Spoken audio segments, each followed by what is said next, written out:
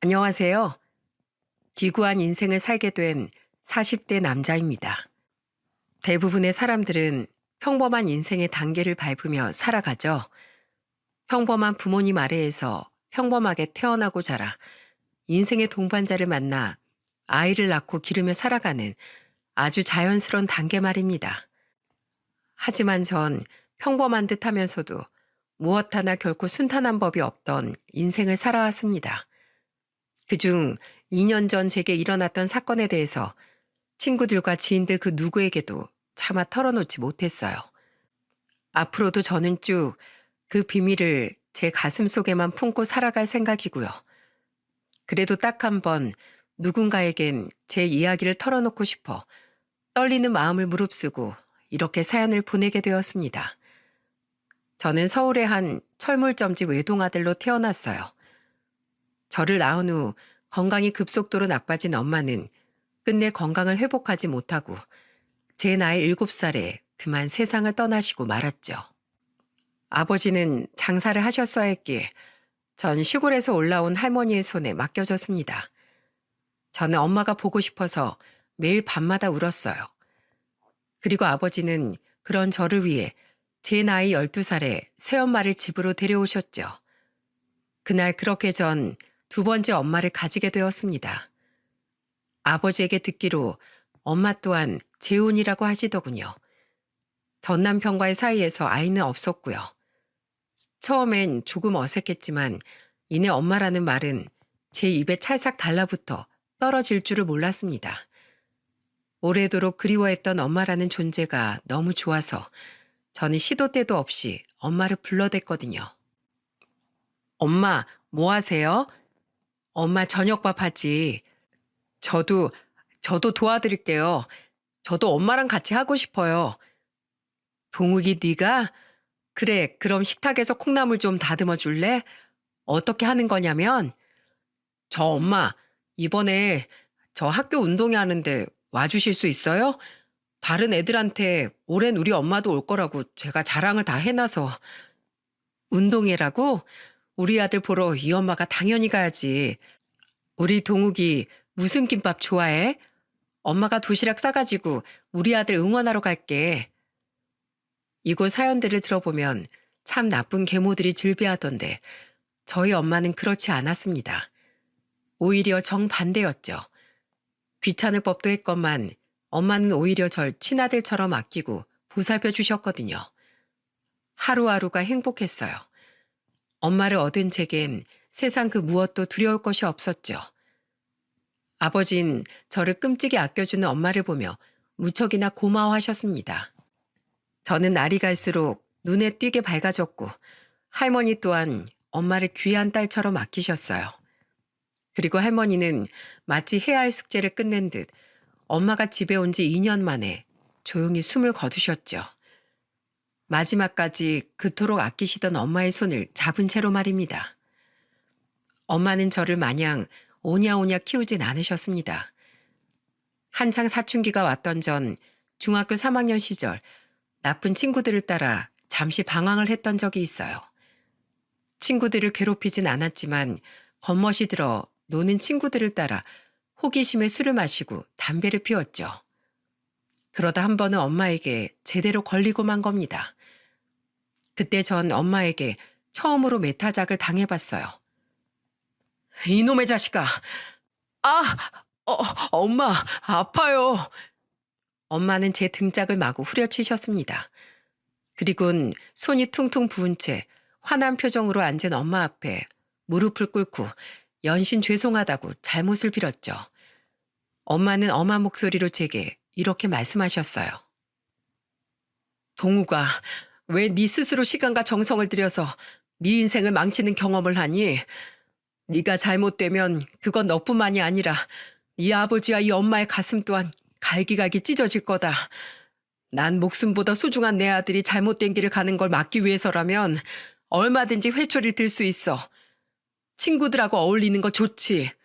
하지만 널 누구보다 아끼고 사랑해서 진심으로 조언하는 사람이 누군지 오늘 저녁에 곰곰이 생각해 보길 바란다. 그리고 그날 밤 늦게 퇴근하고 돌아오신 아버지에게도 호된 꾸짖음을 듣고 방으로 돌아가던 전 그만 보고야 말았습니다. 안방 침대에 힘없이 걸터앉아 흐느끼고 계시던 엄마를 말입니다. 그날 전 어린 마음에도 제가 무언가 큰 잘못을 저질렀다는 사실 하나만은 단단히 깨달았던 것 같아요. 그래서 그날 이후 전 호기심에 저질렀던 비행과 일탈 모두를 그만두고 다시 학업에 열중하게 되었죠. 저는 부모님의 지원과 도움으로 서울의 중위권 대학에 합격할 수 있었습니다. 아버지께서도 절 많이 도우셨지만 수험 생활 내내 헌신적으로 절 챙긴 엄마가 아니었다면 전 그 힘든 고3 생활을 버텨내지 못했을 거예요. 대학교 합격 통지를 확인한 후 제가 누구보다 먼저 달려가 꽉 안고 눈물을 터뜨렸던 사람도 바로 엄마였죠. 시간이 흘러 대학을 졸업한 전 공기업에 취업을 했습니다. 아주 평탄한 삶의 연속이었죠.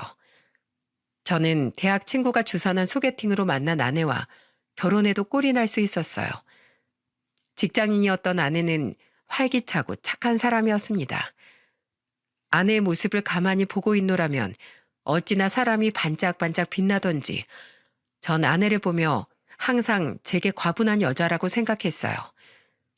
저희 부모님 또한 그런 아내를 무척이나 좋아하셨죠.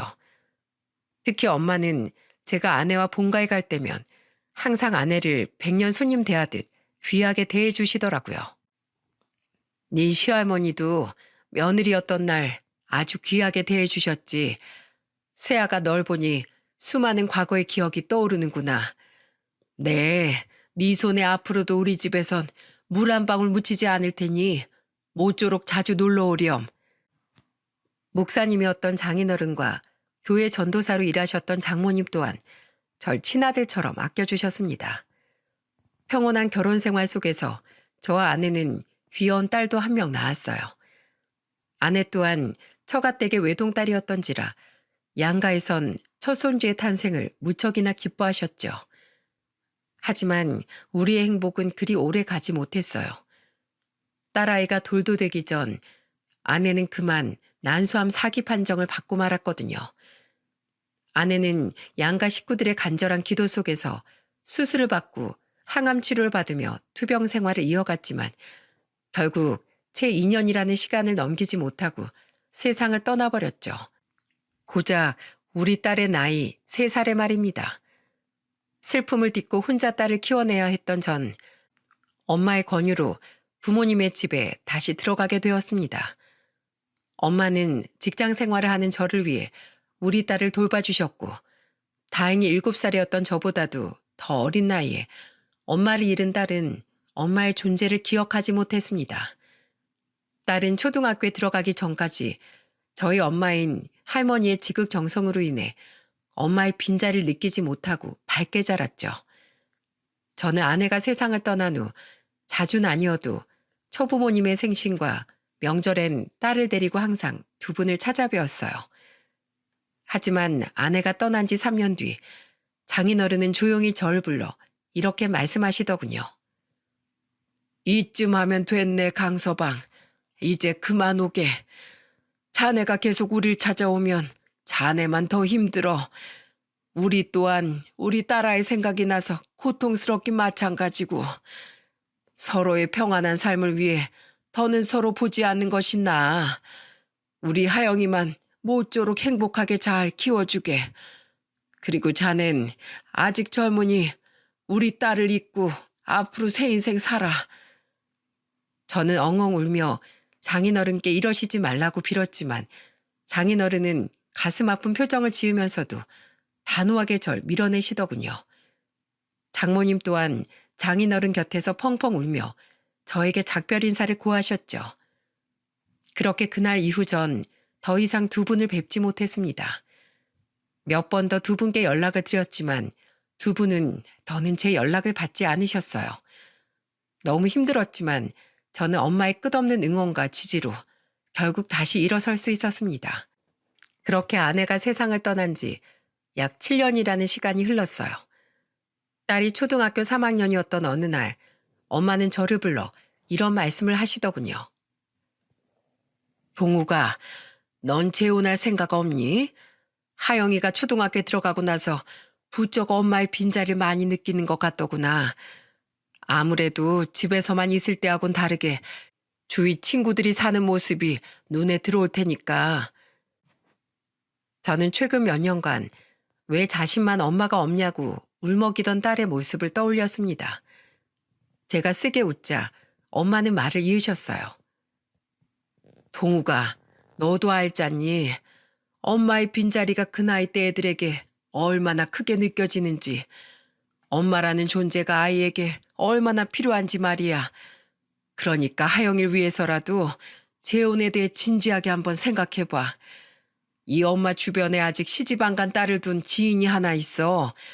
그 딸이 결혼 생각이 없어서 여태 시집을 안 가서 그렇지. 내가 몇 번 보니 애가 참 바르고 착하더구나. 엄마가 주선해 줄 테니까 한번 만나봐. 어느새 얼굴에 주름이 많아진 아버지는 엄마 옆에 앉아 부록이 넘은 아들을 걱정하며 엄마의 말씀을 거두시더군요. 저는 저를 걱정하는 두 분의 마음과 엄마를 찾으며 울던 딸을 떠올리며 결국 알았다고 대답했죠. 그런데 엄마, 제가 집에 놀러 오시던 엄마 친구분들은 전부 배웠던 것 같은데 그분은 어느 이모 따님이에요? 그 중엔 없어. 아주 예전에 알고 지내던 지인 딸이야. 지금은 저기 어디냐. 전라도 시골에서 살고 있다는구나. 하도 멀리 살아서 통화만 하지 나도 잘 못 봐. 엄마의 말씀처럼 엄마 지인의 따님은 만나서 이야기를 나누어 보니 정말 예의 바르고 좋은 사람이었어요. 안녕하세요. 김주연입니다. 말씀 많이 들었어요. 뵙게 되어서 반갑습니다. 중소기업에 다니고 있다던 주연 씨는 저와 나이가 6살이나 차이가 나더군요. 저는 사별을 한 데다 나이도 많고 아이까지 있었던 터라 주연 씨가 너무 아깝게 느껴졌어요. 솔직한 심정을 털어놓는 제 말에 주연 씨는 이렇게 대답하더군요. 그게 어디 동욱 씨 잘못인가요? 무작위로 사람을 골라서 불행을 주는 세상 탓이죠. 전 아직 동욱 씨처럼 그런 가슴 아픈 일을 아직 겪지 않은 사람일 뿐이고요. 누가 먼저고 나중이냐는 차이일 뿐 동욱 씨가 저에 비해 기우는 부분은 아무것도 없다고 생각해요. 항상 신중히 말을 골라 이야기하던 주연 씨의 현명함이 전 무척 좋았습니다. 그리고 8개월간의 만남 이후 제 나이 43, 제 딸의 나이 11살에 저와 주연 씨는 결혼식을 올렸어요. 그런데 이상하게 결혼식 날 아내와 저희 엄마는 마치 사연 있는 사람들처럼 눈물을 주룩주룩 흘리더군요. 정작 장인어른과 장모님은 아내를 보며 종일 환하게 웃고 계셨고 심지어 제가 처음 결혼할 때 엄마가 울긴 하셨어도 그 정도는 아니었거든요. 나중에 엄마에게 물으니 엄마는 멋쩍은 듯 웃으며 이렇게 말씀하셨죠. 네가 그동안 네 전처 보내고 많이 힘들어했던 게 생각나서 그랬던 것 같구나. 새아가야 뭐 결혼식 날 신부가 오는 게 드문 일도 아니지 않니? 새아가도 살아오면서 우여곡절이 많았겠지. 그렇게 우리는 저희 부모님 댁에서 신혼생활을 시작했습니다. 저는 딸을 데리고 분가를 하려고 했지만 아내가 먼저 제게 합가를 하고 싶다고 제안했죠. 전 어른들 모시고 사는 게 좋아요. 어릴 때부터 사람이 많이 북적이는 집안에 시집가고 싶었거든요. 게다가 갑자기 자기를 돌봐주던 할머니하고 떨어지게 되면 하영이가 많이 힘들어할지도 모르고요. 속 깊은 아내의 말이 전 무척이나 고마웠습니다. 저희 부모님 또한 마음이 비단결같이 고운 며느리가 집에 들어왔다며 굉장히 기뻐하셨죠. 제 딸은 어렸을 적 저와 마찬가지로 처음엔 아내를 무척이나 낯설어 하더군요. 하지만 아내가 먼저 끊임없이 딸에게 가까워지려고 노력해 주었기에 두 사람은 이내 사이 좋은 모녀 관계로 발전할 수 있었어요. 그런데 아내에게선 가끔 이상한 위화감이 느껴지더군요. 여보, 우리 주말에 장인 장모님 뵙고 올까? 결혼하고 아직 한 번도 못 뵀잖아. 신혼여행 다녀와서도 바쁘시다기에 딱 한 번 전화드린 게 전부고. 됐어. 우리 부모님 워낙 쿨하신 분들이라 우리만 잘 살면 됐다 주이셔. 내가 종종 안부 전화 드리는 걸로 좋게. 전화를 드렸었어? 난 당신이 장인어른이나 장모님께 전화 드리는 거 한 번도 못 봤는데. 아, 그게 출근해서 점심시간에 짬내서 종종 전화 드렸어. 분명 제가 처음 인사드릴 때와 상견례 자리에서 아내와 처부모님의 사이는 무척 좋아 보였습니다. 그런데 아내는 결혼한 뒤론 한 번도 친정에 가거나 제 앞에서 처부모님과 통화하는 모습을 보이지 않더군요. 제가 전화를 드리겠다고 해도 처부모님이 워낙에 낯을 가리셔서 부끄러워하실 거라며 제가 전화하는 것을 막았고요.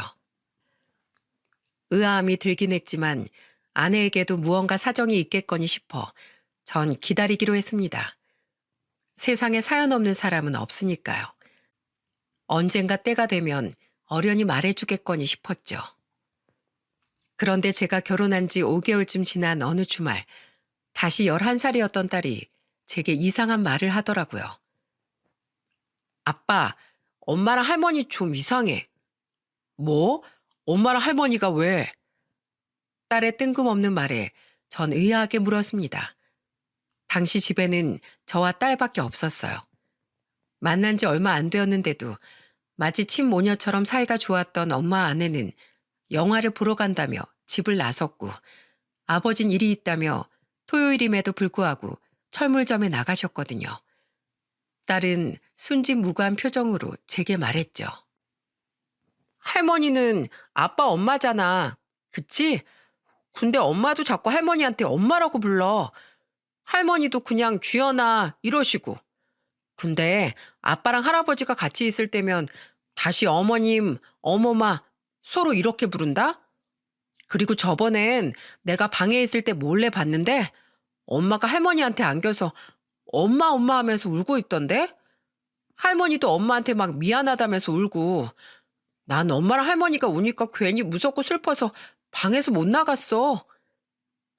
애들은 거짓말을 못하는 법이니 딸의 말이 거짓말일 리도 없고 딸이 거짓말을 할 이유도 없었기에 저는 생각이 복잡해졌어요. 사이가 각별해진 거면 각별해진 거지. 왜 저와 아버지 앞에선 서로 부르는 호칭을 숨긴답니까? 게다가 장모님이 버젓이 살아있는데 저희 엄마를 엄마라고 부른다는 아내가 너무나 이상했죠. 그러고 보니 계속 처가댁을 피하던 아내의 모습이나 전라도 분이라던 처부모님께서 일말의 사투리도 쓰지 않으셨던 것이 떠오르며 제 안에 의심이 피어나더군요. 제가 괜한 의심을 하는 것일 수도 있겠지만 한 번 시작된 의심은 끝이 나질 않더라고요. 결국 전 우선 제가 모르는 무슨 사정이 있던 제 오해이건 간에 이 문제에 대해 확인을 해봐야겠다고 생각했습니다. 저는 가족들 몰래 소형 녹음기를 몇 개 사서 집안 곳곳에 설치를 해뒀어요. 그리고 매일 밤 가족들이 모두 잠들 때까지 기다렸다가 녹음기를 회수해 대화 내용을 확인하고 제자리에 돌려놓길 반복했죠. 딸의 말대로 아내와 엄마는 둘만 있는 자리에선 서로 엄마, 주연아 이렇게 부르더군요. 게다가 두 사람의 대화는 정말로 친모녀처럼 친근하게 느껴졌죠. 그리고 여섯째 되는 날 밤 저는 드디어 두 사람의 엄청난 비밀을 알게 되고 말았습니다. 엄마, 우리 정말 이대로 모두를 기만해도 되는 걸까? 나 하영이 아빠가 친정 이야기 꺼낼 때마다 너무 무서워서 미칠 것 같아. 모든 걸 다 들킬까 봐 심장이 조마조마하다고. 설마 나 몰래 그 사람들한테 따로 전화하는 건 아니겠지? 엄마, 2년 전에 내가 친엄마 찾겠다고 엄마를 찾아온 거 그게 정말 내가 잘한 일일까? 엄마랑 나 그리고 이 집 식구들 모두를 불행하게 만든 일은 아니었을까? 그런 말 마라. 내가 예전에 그 집에 널 떼어놓고 쫓겨나듯 나왔을 때 내가 얼마나 참담한 심정이었는지 넌 짐작도 못할 거다. 그 집 식구들하고 두 번 다시 엮이기 싫어서 한때는 내가 널 정말 없는 자식이라고 생각했을 때도 있었어. 하지만 동욱이가 처음 결혼을 하고 나서 첫 며느리를 데려왔을 때 자식 버린 그 아이를 보며 네 생각이 나서 가슴이 무너졌다. 어떻게 해서든 널 데려왔었어야 하는 건가 싶어서 그날부터 하루도 빠짐없이 후회했지. 그리고 이 집에 딸이 없다고 거짓말한 내 자신이 죽도록 미웠어. 천추의 한이었지.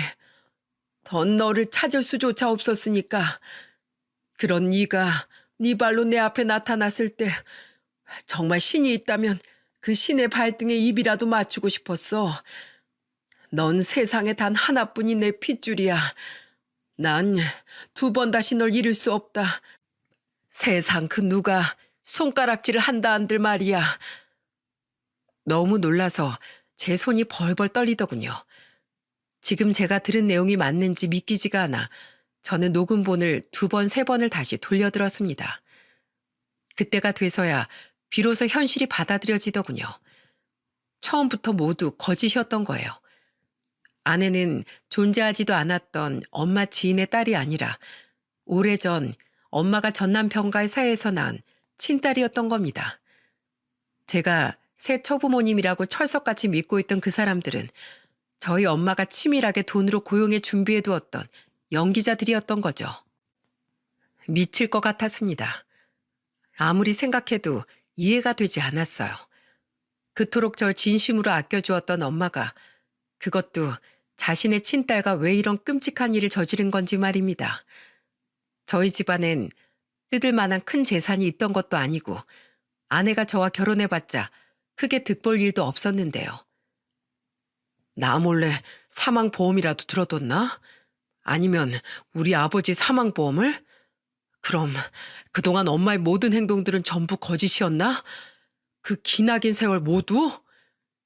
저는 그날 밤 결국 한숨도 자지 못하고 밤을 지새웠습니다. 그리고 다음 날인 토요일 아침 일찍 잠을 자고 있던 딸을 제외한 모든 가족을 불러 모았죠. 무슨 일인데 주말 꼭두 새벽부터 식구들을 다 깨워? 아버지는 잠이 덜 깨신 듯 눈을 비비며 물으셨고 아내와 엄마 또한 의아한 얼굴로 절 바라보더군요. 저는 아무 말 없이 엄마 아내의 대화 녹음본을 재생시켰죠. 재생이 전부 끝난 뒤에 엄마 아내의 얼굴을 보니 두 사람의 얼굴은 사색이 되다 못해 시퍼렇게 질려 있더라고요. 마찬가지로 아버지 또한 상황 파악이 안 되는지 경악한 표정으로 우리를 번갈아 보셨습니다. 저는 싸늘한 눈으로 엄마 아내를 바라보며 말했어요. 하영이가 이상한 말을 하길래 제가 괜한 의심을 풀어보고자 집에 녹음기를 설치했었어요. 그런데 제 괜한 의심이 아니었더군요. 엄마, 이게 정말이에요? 정말로 저 사람이 엄마 친딸이고 그걸 뻔히 알면서도 저랑 저 사람을 일부러 재혼시킨 거예요? 대체 왜요? 돈 때문이에요? 그렇게 가만히 있지 말고 무슨 말씀이라도 해보세요. 저 지금 미치기 일보 직전이니까. 당신도 입만 꾹 다물고 있지 말고 뭐라고 변명이라도 좀 해봐. 이게 다 무슨 일인지. 저는 끝내 배신감을 참지 못하고 소리쳤습니다. 아내는 아무 말도 못하고 바들바들 떨며 눈물을 뚝뚝 떨구더군요. 엄마! 제가 사나운 표정으로 엄마를 부르짖자 그제야 엄마는 눈을 질끈 감았다 뜨시더니 눈물을 흘리며 모든 진실을 털어놓으셨어요. 그리고 엄마 입에서 나온 이 끔찍한 사건의 전말은 우리 모두를 탈주가 없는 미로로 밀어넣었습니다. 미안해요, 여보. 미안하다, 동우가. 나도 이렇게 긴 시간 동안 두 사람을 속이려고 했던 건 아니었어. 그동안 나도 마음이 괴로워서 미칠 것 같았다. 사실 난 전 남편과 전 시댁에게 학대에 가까운 시집살이를 당했어. 풍족한 집안이었던 시댁에선 고아나 다름없던 날 처음부터 탐탁지 않게 여겼단다. 나중에 알고 보니까 내 남편 또한 가족이 없던 날 거의 말 잘 듣는 몸종처럼 부리려고 그 집에 데리고 갔던 거더라고. 처음엔 그저 무시만 좀 하고 구박하던 시부모란 사람들은 내가 딸인 주연이를 낳고 더 이상 아이를 가지지 못하자 그때부턴 대놓고 날 멸시하더구나. 내가 늦잠이라도 자는 날엔 시부라는 사람이 날 발길질로 깨웠고 시모는 국이 맛이 없다며 내 얼굴에 뜨거운 국그릇을 집어던지는 게 일상이었지. 울면서 내가 제발 나가 살자고 전 남편에게 매달렸더니 전 남편 또한 나한테 손찌검을 하기 시작했다. 고아나 다름없는 필요한 날 데리고 살아주는 것만 해도 고마워해야 할 판에 어딜 도망치려고 하냐면서 말이야. 나는 그 집에서 눈 뜰 때부터 잠들 때까지 집안일을 하고 남편 시중을 드는 노예, 그 이상도 이하도 아니었어. 난 그 사람들에게 매번 내가 하잘것없는 인간이라는 세뇌를 당하면서도 주연이 하나만 보고 이를 악물고 버텼지. 그러다 주연이가 4살이 됐을 때 난 그 집에서 쫓겨났다. 내가 있으면 재혼하는데 방해가 된다면서 말이야. 전 남편 놈에게 여자가 생겼거든. 그때 그 인간 같지도 않은 전 시부모가 나에게 단단히 으름장을 놨지. 이 집에서 있었던 일 밖에서 떠들고 다니지 마라. 그리고 앞으로 네 딸을 보겠다며 이 집에 찾아와서 내 아들 앞길도 막지 마라. 또다시 자기들 눈앞에 나타나면 나뿐만 아니라 내 딸도 가만두지 않겠다. 이러면서 나한테 주먹을 쥐어 보이더구나. 그때 난 뒤도 돌아보지 않고 도망쳤다. 주연이가 걱정이 되긴 했지만 자기 아들 핏줄이라며 그 인간들이 주연이에겐 그래도 잘해줬으니 괜찮겠지. 그 집엔 돈도 많으니 이게 오히려 주연이를 위한 일이 맞아. 이러면서 애써 스스로를 다독였지. 무엇보다 난 더 이상 그 김씨 가문 근처엔 얼씬도 하고 싶지 않았어. 솔직히 난 그 집이 너무 무서웠단다. 그 집 식구들이라면 자다가도 이가 갈릴 정도로 치가 떨렸지. 그러다가 동욱이 네 아버지를 만나 재혼을 했고 난 태어나서 처음으로 남편과 시어머니의 사랑을 느낄 수 있었다. 너무 행복하고 두려웠어. 겨우 얻은 이 행복이 깨지진 않을까 싶어서 처음엔 잠조차 제대로 이룰 수가 없었지. 그래서 그 집에 대한 모든 흔적을 내게서 없애고자 난 딸조차 없는 척을 했다. 처음에라도 네 아버지한테 사실대로 털어놨어야 했는데 차마 이 행복이 깨질까 봐 그러지 못했어. 그리고 내가 다시 딸을 보려고 그 집을 찾아가면 주연이조차 가만두지 않겠다고 했으니 난 멀리서나마 마음으로 내 딸의 행복을 빌어줄 수밖에 없었다. 그리고 그 죄책감에 난 동욱이 널 더욱더 정성으로 키웠어. 내 딸을 대신해서 아들인 널 더욱 훌륭하게 그리고 행복하게 키우고 싶었단다. 하지만 애써 잊고 살던 우리 주연이가 자식 같은 첫 며느리를 만난 이후로 더더욱 간절하게 보고 싶더구나. 밥은 잘 먹고 살고 있는지, 며느리처럼 동욱이 너 같은 좋은 남자 만났을지 시간이 지날수록 걱정이 되었어. 엄마는 눈물이 멈추지 않는지 잠시 말을 멈추고 옷소매로 연신 눈물을 닦으시더군요. 아내는 옆에서 엄마의 어깨를 감싸 안으며 함께 흐느꼈죠. 겨우 울음을 그친 엄마는 다시 말을 이으셨습니다. 저는 잠자코 엄마의 말을 마저 들어보기로 했습니다. 그런데 2년 전 주연이가 날 찾아왔다. 동사무소에 부탁해서 내 기록을 찾았다는구나. 한동안 멀리서 날 지켜봤다던 주연이는 내가 외출한 틈을 타 내게 말을 걸어왔지. 주연이를 거의 30여 년 만에 다시 만났을 때 그때 내 마음이 어땠을지 짐작하겠니? 죄책감과 반가움, 감사함과 경악스러움이 모두 밀려왔다. 그리고 주연이가 어떻게 살았는지 전부 들은 그 순간 난 엄청난 죄책감에 휩싸여 주연이 앞에서 얼굴조차 들 수가 없었어. 전 남편의 새 부인은 아들을 둘이나 낳았다는구나. 전 남편은 물론이거니와 악마 같은 전 시부모들은 손주들이 생기니까 우리 주연이를 찬밥 취급하며 거의 방치하듯 키웠다는데 그 말을 듣는 순간 내 자신이 죽이고 싶을 정도로 미웠어.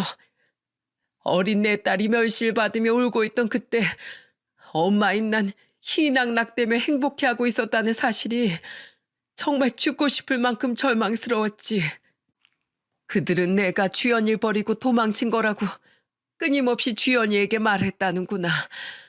그런 버러지 같은 엄마를 찾는 건 용납 못한다며 주연이가 어른이 되어서도 날 못 찾게 막았어. 그렇게 애를 서럽게 과시하면서 키울 거면 나한테 진즉에 보내주기라도 하지.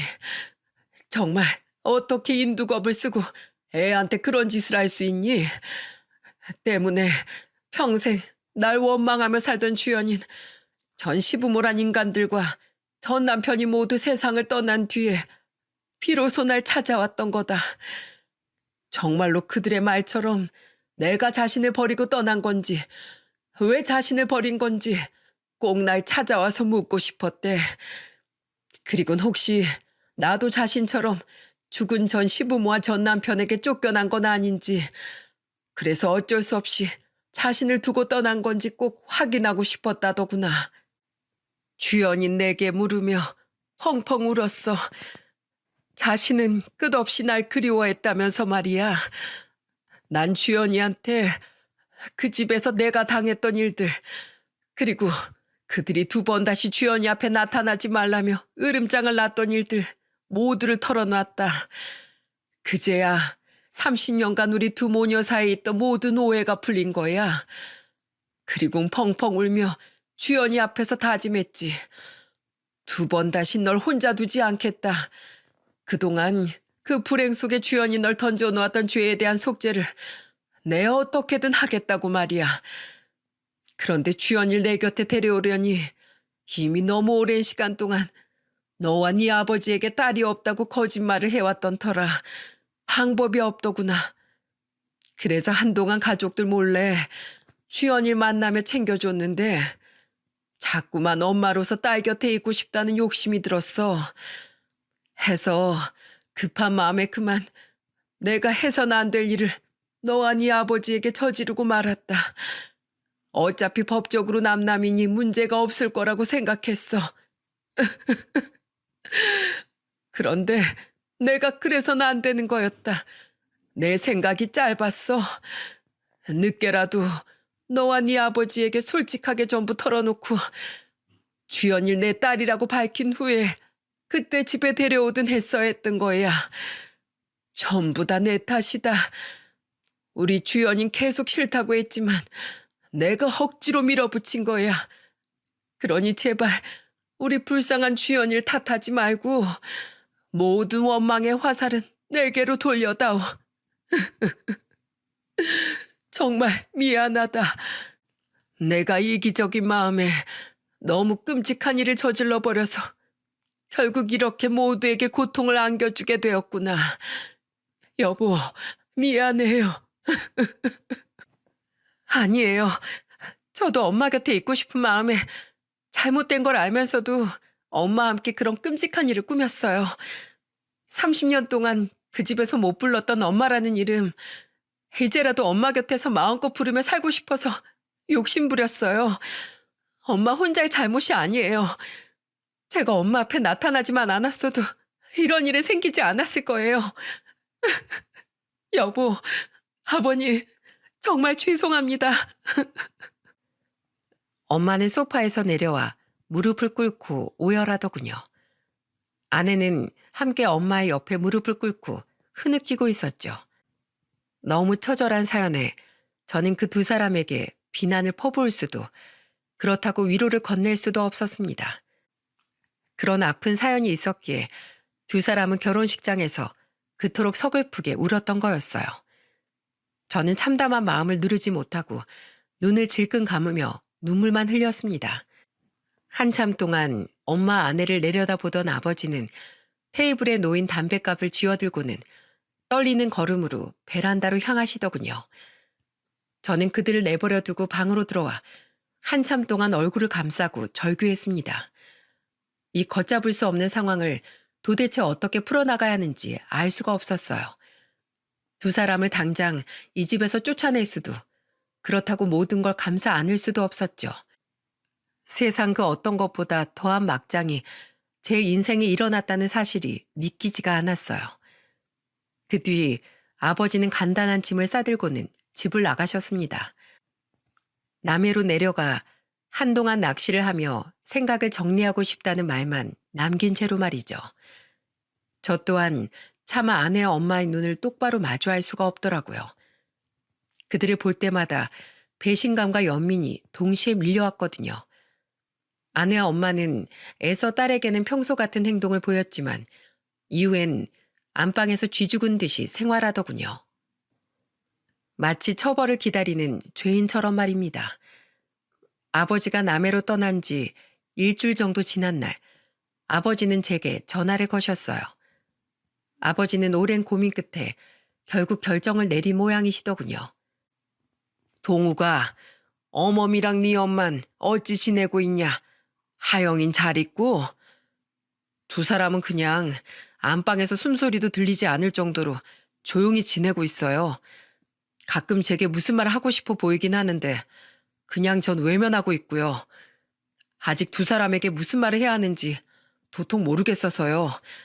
하영이 앞에선 최대한 티를 내지 않으려고 하는데 집안 분위기가 이상한 걸 애도 아는지 자꾸만 제게 엄마랑 할머니랑 무슨 일이 있냐고 묻더라고요.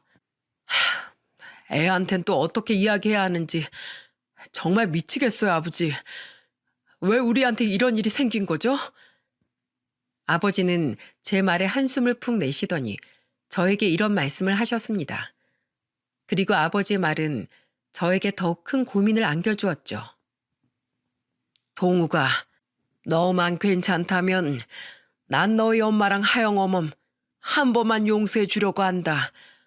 물론 그 두 사람이 우리에게 저지른 일은 너무도 끔찍한 일이야.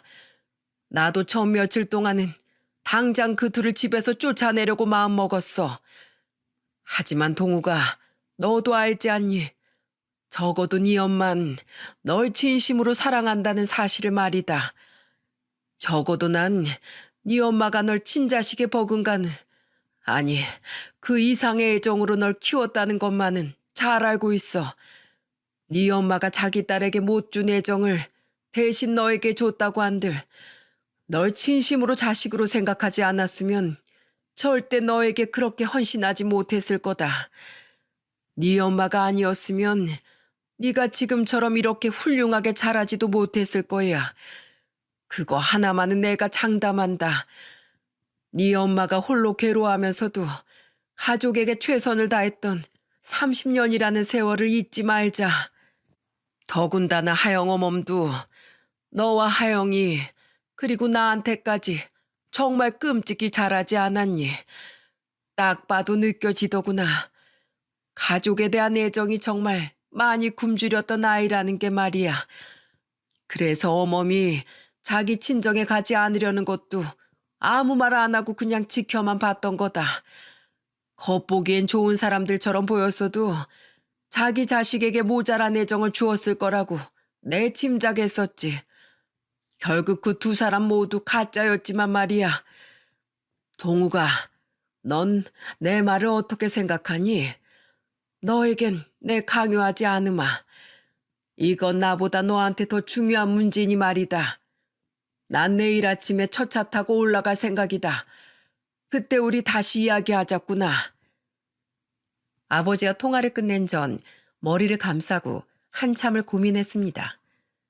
어린 제 손을 잡고 환히 웃으며 함께 장을 보던 엄마의 모습. 절 혼낸 후 몰래 안방에서 울고 계시던 엄마의 가는 어깨들이 제 눈앞에 떠올랐죠. 게다가 제 딸이 잠들 때까지 옆에 누워 책을 읽어주다가 함께 잠든 아내의 모습과 아픈 제 과거를 듣고 한참 동안 눈물을 멈추지 못하던 아내의 우는 얼굴이 제 모든 기억을 덮어버리니 참을 수 없이 가슴이 아파왔어요. 그리고 다음 날 저는 첫 차를 타고 남해에서 올라온 아버지의 외침에 잠에서 깼죠. 얘 동우가 어여 일어나 봐라. 네 엄마랑 하영 어멈이 사라졌다. 화들짝 놀라 아버지가 계신 안방으로 향하니 아버지는 망연자실한 표정으로 침대에 걸터 앉아 계시더군요. 안방은 아주 깔끔하게 정돈되어 있는 상태였고요. 어떻게 된 거야, 아버지? 두 사람이 사라지다뇨. 분명 어젯밤까지만 해도 두 사람이 집에 있는 모습을 봤었는데요. 아버지는 떨리는 손으로 제게 연습장을 찢은 듯한 쪽지 하나를 내밀었습니다. 그 쪽지엔 이렇게 쓰여 있었죠. 내 욕심으로 인해 우리 가정을 망친 것 같아. 너무 미안해요, 여보. 이렇게 큰 죄를 짓고 더는 두 사람 앞에 얼굴을 들고 살아갈 수가 없어서 새벽을 틈타 주연이와 함께 조용히 떠납니다. 동우가 미안하다. 엄마로서 하지 말아야 될 일을 저질러 한 번씩 엄마 안을 잃었던 너에게 또다시 같은 상처를 주게 되었구나. 부디 이 끔찍한 엄마를 용서하지 마렴. 두 사람 곁에서 평생을 속죄하고 싶지만 못난 엄마 탓에 오랜 시간 마음고생하며 살았던 주연이 곁을 더는 떠날 수가 없다.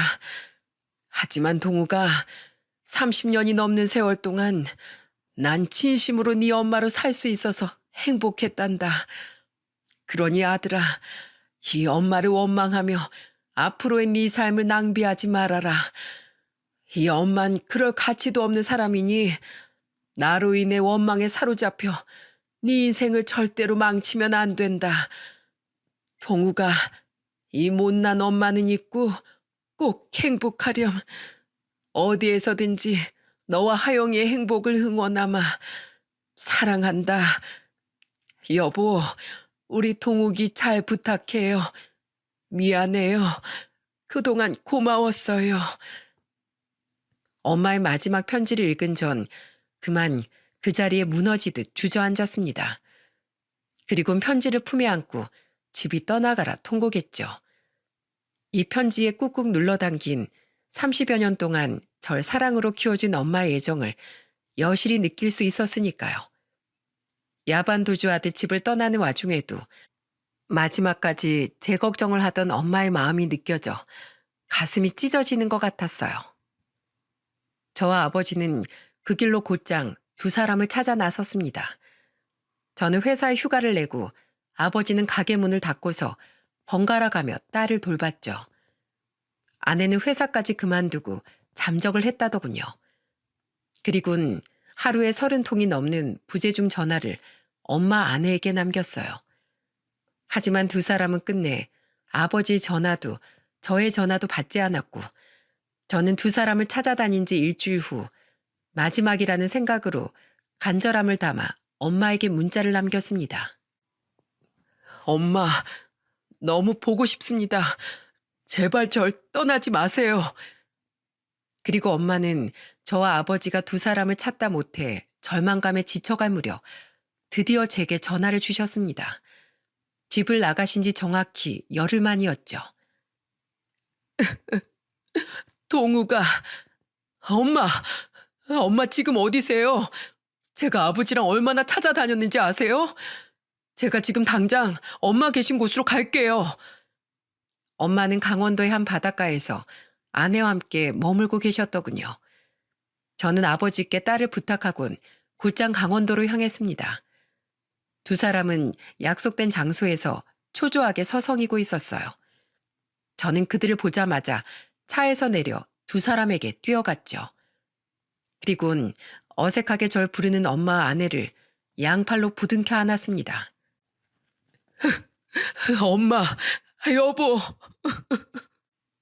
두 사람은 잠시 당황한 듯 얼어붙었지만 이내 절 끌어안고는 펑펑 울더라고요.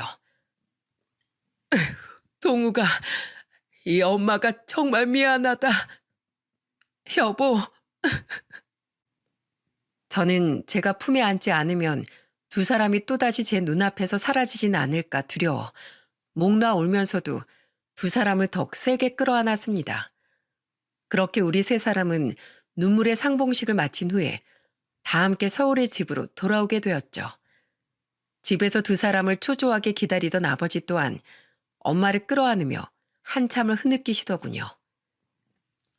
아이고, 이 바보 같은 사람아. 돈 한 푼 챙기지 않고 겁도 없이 어디로 떠났었단 말이야. 미안해요, 여보. 도무지 당신과 동욱이를 볼 염치가 없어서 이대로 우리가 조용히 사라지는 게 두 사람을 위한 최선이라고 생각했어요. 죄송해요, 아버님. 내가 다 품어줌세. 당신이 우리에게 최선을 다했던 그 시간, 이제 내가 그대로 갚아줄게. 주연일 내 며느리이자 자식처럼 품고 살아갈 테니 더는 나와 우리 동욱이 곁을 떠날 생각하지 말어. 아내는 끌어안고 우는 부모님을 보며 옆에서 함께 흐느끼고 있더라고요. 저 또한 또다시 흐르는 눈물을 꾹꾹 눌러 닦았죠. 엄마는 아버지의 품에서 벗어나 저를 보고는 눈물을 흘리며 물으시더군요. 아휴, 정말로 나랑 주연이가 이 집에 네 아버지와 네 곁에 있어도 괜찮겠니? 이렇게 끔찍한 잘못을 저지른 우리가 이젠 제가 엄마도 집사람도 둘 다 지켜줄 거예요. 엄마가 그동안 이 사람 대신 저한테 헌신했던 그 시간들, 그 은혜, 이젠 제가 두 사람에게 갚아 나갈게요. 그러니까 엄마, 더 이상 혼자서 괴로워하고 슬퍼하지 마세요. 여보, 당신도 이제 더는 혼자 마음 졸이며 살지 마. 그동안 정말 마음고생 많았어. 여보, 고마워요. 진심으로 고맙고 미안해요. 앞으로 평생 당신하고 아버님, 그리고 우리 하영이를 위해서만 살게요. 그렇게 우리 5 식구는 2년이 지난 지금 언제 그런 일이 있었냐는 듯 다시 평화를 되찾아 잘 지내고 있습니다. 당시 아버지는 혹시 모를 상황을 위해 친구 집에 놀러 가고 싶다는 저희 딸을 그 친구 집에 맡기셨었다고 해요. 참으로 아버지의 해안이었죠. 어리다곤 하나 사리 분별을 할 수 있던 나이의 딸이 당시 상황을 봤었다면 우리 딸에게 설명 못할 큰 상처를 안겨주었을지도 모르니까요. 2년 전 다행히 사표를 철회할 수 있었던 아내는 요즘 직장을 다니면서도 초등학교 6학년이 된 딸아이의 조기 교육에 열심히 일합니다. 딸아이가 공부에 대한 욕심이 남달랐기에 벌써부터 중학교 2학년 과정을 배우는 종합학원에 딸을 보내고 자신도 학부모로서 입시를 어떻게 준비해야 하는지에 대해 열심히 공부하고 있죠. 자식을 잘 되게 하는 건 차라리 부모 몫이라면서 말입니다. 아내는 겪을수록 엄마의 좋은 점만을 빼닮은 착하고 좋은 사람이더군요. 저희 아버지께선 최근 철물점을 정리하셨습니다. 엄마의 가슴 아픈 과거를 듣고는 앞으로는 더 나이가 들기 전에 엄마를 위해 더욱 많은 시간을 쓰고 싶으시다면서요. 이후 두 분은 요즘 이곳저곳 놀러 다니며 노후를 즐기고 계십니다. 한두 달에 한 번은 5 식구 모두 다 같이 근교로 여행을 다니기도 하며 우리는 가족 간의 우애를 더욱 돈독히 만들고 있죠. 단 하나 달라진 점은 더 이상 아내는 저희 엄마를 엄마라고 부르지 않는다는 겁니다. 대신 모든 며느리들이 그리하듯 어머님이라고 부르더군요.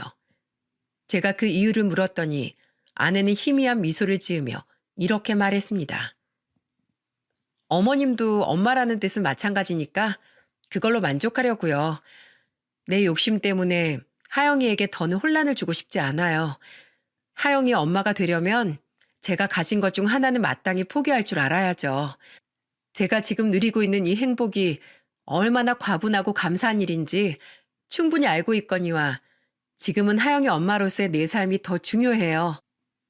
많은 분들은 이렇게 생각하실 겁니다. 아무리 친엄마는 아니어도 어떻게 엄마의 딸과 결혼 생활을 이어갈 수 있냐고요. 저 또한 마찬가지였기 때문에 오랜 시간 동안 괴로운 고민을 했었죠. 하지만 엄마 아내가 눈앞에서 사라진 순간 깨달았네요. 반평생을 저를 위해 헌신했던 엄마에 대한 사랑과 은혜를 전 절대로 외면할 수 없다는 사실을 말입니다. 저는 앞으로 더는 아무 생각하지 않고 지금 제 곁에 있는 저희 가족의 행복을 최선을 다해 지켜나갈 생각이에요. 제 딸은 제 아내와 엄마의 사이가 특별히 돈독한 고부 사이인 줄로만 알고 있습니다.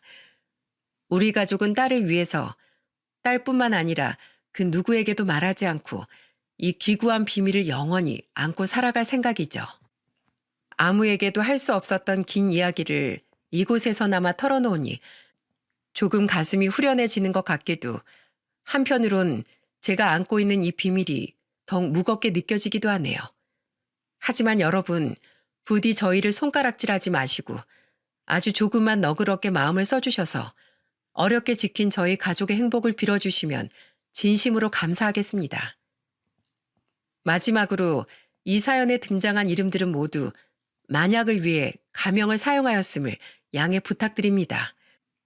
제 사연을 들어주신 많은 분들께서 언제까지나 행복하시길, 여러분의 가정엔 그 어떤 불화도 없이 항상 평온하시길 빌게요. 제 이야기를 들어주신 모든 분들께 감사를 전합니다.